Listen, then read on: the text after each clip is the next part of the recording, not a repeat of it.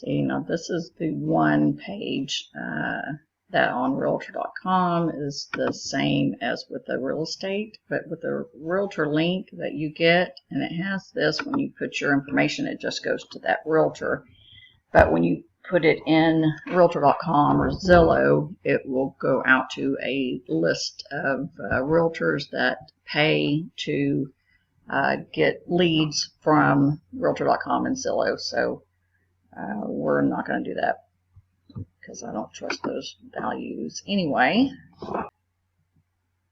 It says this is the recent sale, sold the fastest, most affordable, okay, and most expensive, okay. Go down, so it gives you a little chart, okay. Best schools, yep, that's pretty accurate. And then homes for sale is actually pending, and it just sold today. Okay, so it brings it up, or I guess you could think that it's for sale, but it does say pending, which means it has a contract on it. So we'll go back over here. So it doesn't seem like there's, other than the, when you go and have to put your email and all that, I don't think it's going to let you just go in and see the sold prices. It just says last sold for. Well, that's not really anything. That's a very wide range. Okay. Get moving quotes, track your home value, refi rates, okay. And then it gives us the median price again, similar homes. Okay, and so it's, again, it's wanting you just to hit this, which is going to take you to that same page so it can get all your information, and then it sends it out to a couple of different realtors, and then they will start sending you information on the property. So I work in this area, so it's always good to have a realtor that knows the area that you're working, that you're wanting to live in, not just a random whoever gets it is going to call you.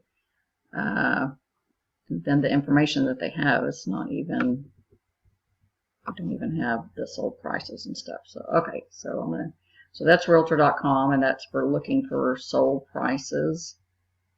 I'm going to switch over to Zillow. I unchecked all of these because right now I don't want to look at all the actives. I just want to know the recent sold.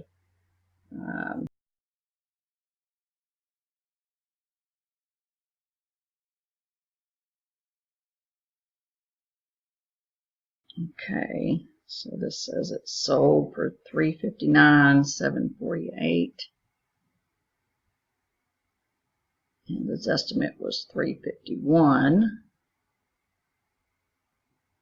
Okay, so I'm going to go ahead and pull up the MLS just to check that, because before I go to my website, I want to just run a couple of these and see if it's correct. You don't have access to this way of searching, but I do on my website have a link that gives you a search engine into the MLS. Watch that, because it's going to show you ones that are also just rented. 2030 compact sold 2016. Oh, good Lord, we don't want that.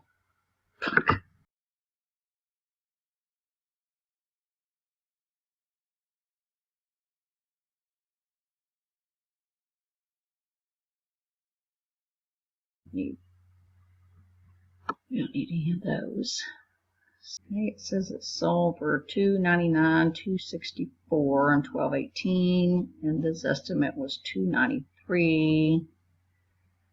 Because I think, I'm not sure if you saw the article and the video I did before on estimates. They are, Zillow, if you go and look in their statistics, they show that they're off like half the time in our area. So not a good thing to look at.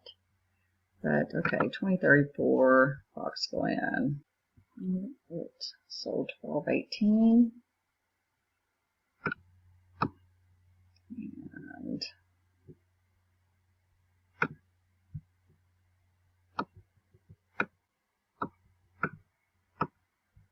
let's see.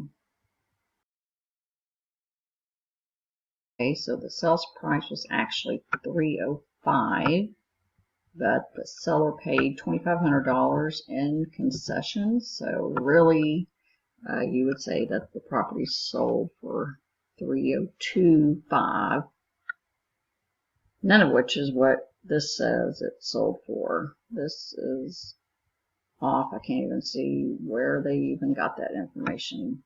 So, okay, I would say that's fail. It says it sold on 10/3/18. It actually sold for $299.9, and it had no seller concessions. So that is the actual sales price, and that is completely way off. So again, wrong Zillow, so I don't think I would want to get my home's market value from here. I was going to pick just one more. And this says it sold for $359. Okay, well, so I guess that they're not just automatically higher or lower. They're just all over the place. And, okay.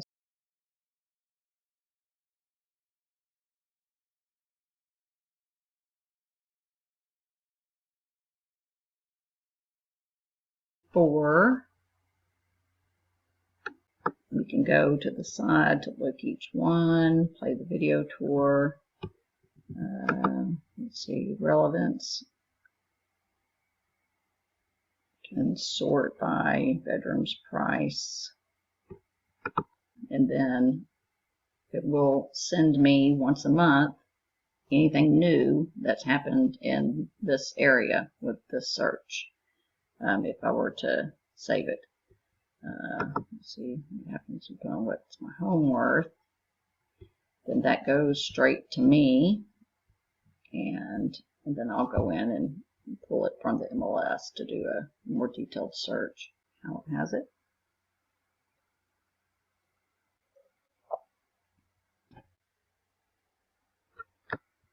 So it goes back to my website.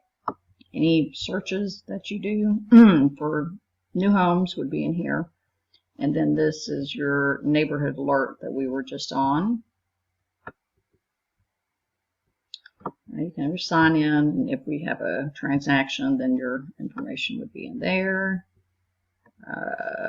If you're looking for somebody, a contractor, you can go in there, change a password, and then any CMA reports that I've made for you would be in here. Go up to the neighborhood alert and see how it has the same information still saved. And we didn't add anything under filters under the house. We did the sold 365 back. So this is what you'd pretty much kind of want to keep it as if you're doing this for, you know, property tax protest. But if you're wanting all of them, then you can, you know, check all of them. And then when you hit save, then it's going to save that. So when it emails it to you, it'll have all the active ones as well.